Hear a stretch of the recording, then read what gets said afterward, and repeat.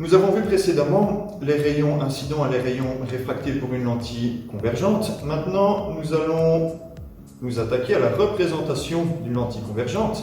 Mais avant de s'attaquer à cette fameuse représentation, il faut connaître quelques caractéristiques d'une lentille convergente. La première caractéristique et la plus importante, c'est comment représenter une lentille convergente. C'est assez simple. La lentille convergente se représente par un segment de droite. Ce segment de droite, comme vous le voyez à son extrémité, vous avez deux flèches qui vont vers l'extérieur. Ceci est la représentation d'une lentille convergente. La lentille convergente est perpendiculaire à un axe horizontal qu'on appelle l'axe optique. Cette lentille convergente va couper l'axe optique en son milieu. Son milieu, c'est ce qu'on appelle, ce que vous voyez ici, c'est le point O, qu'on va appeler le centre optique. Comme vu précédemment, lorsque les rayons incidents arrivent sur la lentille, ils vont être déviés, réfractés, en passant par un point bien précis, le point de convergence, qu'on a appelé tout à l'heure foyer. On a vu qu'une lentille possède deux foyers.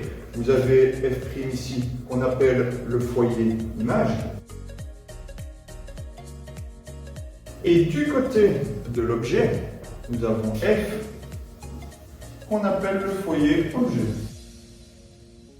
En attendant, ces deux foyers se trouvent à égale distance du centre optique, et cette distance porte un nom bien précis qu'on va appeler distance focale. Donc chaque lentille possède bien une distance focale.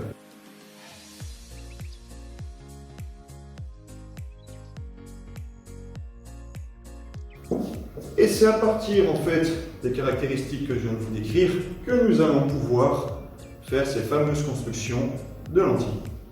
Alors, nous venons de voir les caractéristiques d'une lentille convergente. Maintenant, on va s'attaquer aux constructions. Alors, pour les constructions, c'est pas compliqué. On va voir les rayons particuliers d'une lentille convergente. On commence par quoi? On trace au crayon, à la latte, mon axe optique. Sur cet axe optique, qu'est-ce que j'ai? J'ai donc une lentille. Attention, la distance ici doit être la même. Lentille convergente, donc j'ai des flèches qui vont vers l'extérieur. Le centre ici, c'est le centre optique O. Bon, voilà. Qu'est-ce qu'il nous reste à mettre? Les foyers. On va dire, ben voilà, moi j'ai une distance focale de 3 cm. On se souvient, la distance focale, c'est ce qui sépare mon centre optique de mon foyer. Bon, je représente 3 cm. Deux foyers. Le foyer à gauche de la lentille, c'est le foyer objet, noté F. À droite de la lentille, c'est le foyer image, F'. La distance, ici, c'est la distance focale petit f, attention. Hein. Pareil ici. Alors maintenant, on va tracer donc les rayons particuliers d'une lentille convergente. Trois types de rayons particuliers. Le premier, je trace un rayon incident qui est parallèle à mon axe optique. Alors, qu'est-ce qui se passe? Une fois que mon rayon arrive, comment je sais qu'il arrive? Je le symbolise par une flèche. Voilà. Le rayon incident arrive sur la lentille, on l'a vu tout à l'heure, donc il va converger vers mon foyer image. Il converge vers le foyer image. Deuxième type de rayon, un rayon qui passe par le centre optique. Donc ici j'ai mon rayon incident et ici j'ai mon rayon réfracté. Lorsque le rayon passe par le centre optique, il n'est pas dévié. Et puis enfin, dernier type de rayon, lorsque le rayon incident passe par le foyer objet. Une fois que donc mon rayon incident passe par le foyer objet, une fois qu'il traverse la lentille, il sera parallèle à l'axe optique. Voilà les trois types de rayons particuliers pour une lentille convergente. Maintenant, nous allons réaliser un exercice ensemble, mais un petit conseil, avant chaque construction de lentille, il est important de tracer directement un axe optique, comme vous l'avez vu avec M. Henry. Et vous pouvez tracer aussi directement le type de lentille, mais attention à ne pas tomber dans le piège, et lisez quand même l'énoncé, soit une lentille convergente ou une lentille divergente. Nous avons vu les lentilles convergentes, nous allons nous attaquer aux lentilles convergentes. Monsieur Henry, que dois-je faire maintenant? Alors, vous devez tracer donc les foyers. Pour tracer donc les foyers, je vous donne la distance focale qui est de 3 cm. Ok, distance focale de 3 cm, c'est-à-dire je pars du centre optique et j'ai 3 cm sur ma gauche, 3 cm sur ma droite pour trouver le foyer objet et le foyer image. Alors ensuite, donc, il faut construire l'objet. Donc on va construire un objet AB de 2 cm de haut et je veux qu'il soit situé au-delà d'une double distance focale. Une double distance focale. Si je sais que ma distance focale est de 3 cm, une double distance focale sera de 6 cm et au-delà veut dire plus loin. Donc mon objet peut se situer à 7, 8, 9, 10 cm, etc. Donc, repérons déjà la double distance focale. J'ai 3 cm ici. Ma double distance focale se situe ici. Donc, mon objet doit être plus loin que cette distance. Donc, je peux le mettre où je veux, tant que je suis plus loin. Et combien? 2 cm de haut. 2 cm de haut. Donc, je pars de mon axe optique. J'ai un objet qui fait bien 2 cm de haut. Et je peux l'appeler A, B, pour pouvoir s'y retrouver par la suite. Et alors la consigne, donc je vous demande de construire l'image de cet objet en utilisant les rayons particuliers d'une lentille convergente. Comment trouver l'image de cet objet? Monsieur Henry vous a expliqué précédemment qu'il y avait 3 rayons particuliers. Nous allons utiliser ces rayons particuliers pour essayer de trouver l'image de cet objet. Partons d'un rayon particulier simple, partons du point A. Nous avons vu que tout rayon qui passe par le centre optique n'est jamais dévié. Donc je vais partir du point A, je vais passer par mon centre optique. Ce rayon n'est pas dévié en passant par le centre optique. Deuxième type de rayon que vous avez vu avec Monsieur Henry, un rayon peut être parallèle à l'axe optique, toujours en partant du même point.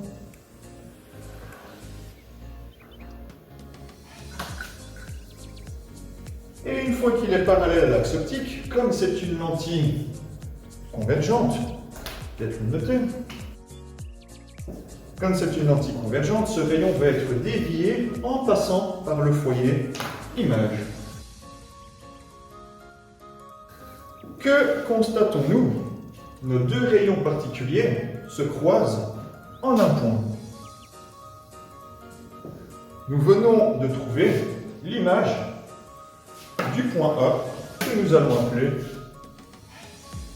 A'. Comment peut-on trouver l'image de B? Il faut tout simplement tracer un rayon qui passe par l'axe optique et donc le centre optique. Ok, si on part, comme M. Henry vient de le dire, du point B, le point B se trouve déjà sur l'axe optique.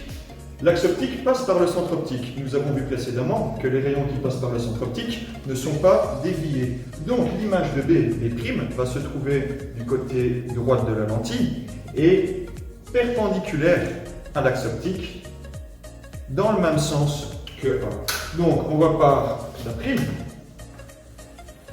Je trace une droite perpendiculaire à l'axe optique et nous venons de trouver B'. Et donc ici, nous avons le segment de droite A'B' qui est l'image de l'objet AB. Alors une fois qu'on a construit l'image de l'objet AB, il faut en donner ses caractéristiques. Alors 3 caractéristiques possibles. Je peux dire, tiens, est-ce que l'image est réelle ou virtuelle? Pour savoir si elle est réelle ou virtuelle, si j'arrive à projeter cette image sur un écran, on dira que c'est une image qui est réelle. En l'occurrence ici, c'est une image donc qui est réelle. Deuxième caractéristique, c'est de se dire, tiens, est-ce que donc l'image est plus petite que l'objet ou plus grande? Alors ici, on va vérifier.